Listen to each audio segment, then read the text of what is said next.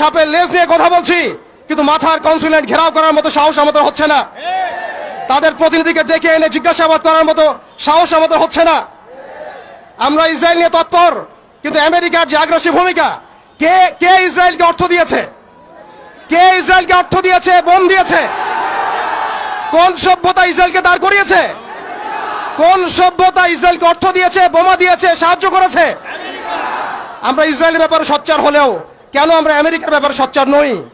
কেন আমরা পশ্চিমাদের ব্যাপারে সোচ্চার নই?